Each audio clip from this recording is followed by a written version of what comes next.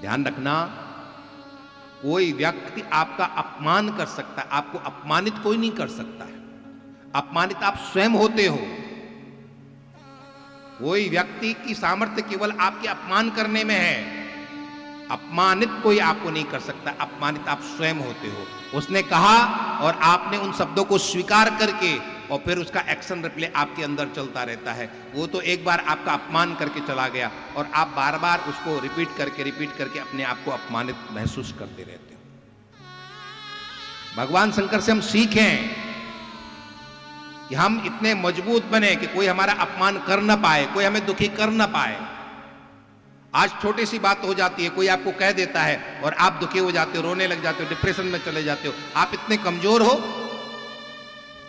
कोई आपको दुखी कर रहा है, इसका मतलब है आप उसके हाथ की कठपुतली है। वो आपको जैसा चाह रहा वैसा ना चाह रहा। जब उसने आपको खुशी करना चाहा, उसने आपको खुश कर दिया, और जब आपको रुलाना चाहा तब उसने आपको रुला दिया। तो आप उसके हाथ की कठपुतली हो गए कि नहीं हो गए?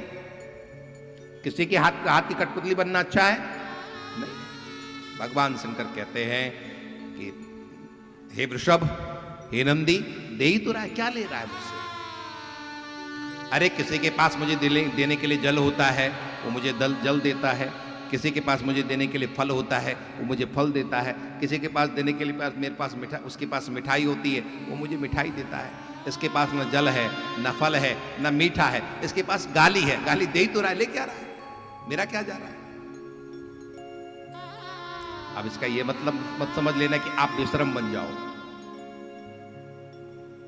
आप अपने सद्मार्ग पर चलते चले जाओ, और उसके बाद कोई आपके लिए बुरा कहे तो न स्वयं बुरा मानो और नहीं आपका कुछ बुरा हो सकता है।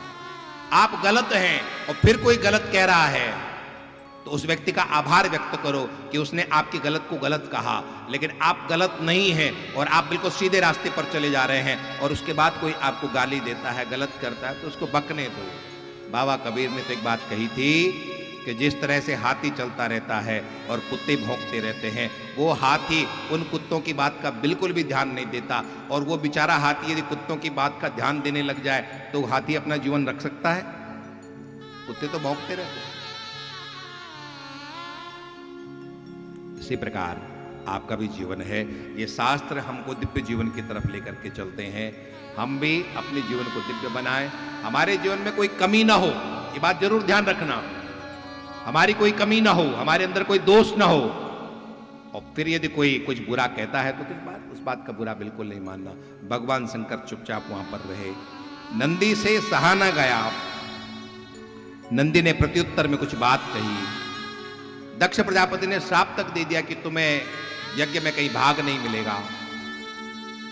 भगवान शंकर निष्काम ततः किंचित द्विमना एवसान। भगवान शंकर चुपचाप वहां से आ गए और एक बार भी अपनी पत्नी सती से ये नहीं कहा कि तुम्हारे पिता ने मेरा अपमान किया है, क्योंकि भगवान शंकर अपमान तो वहीं छोड़ करके आ गए।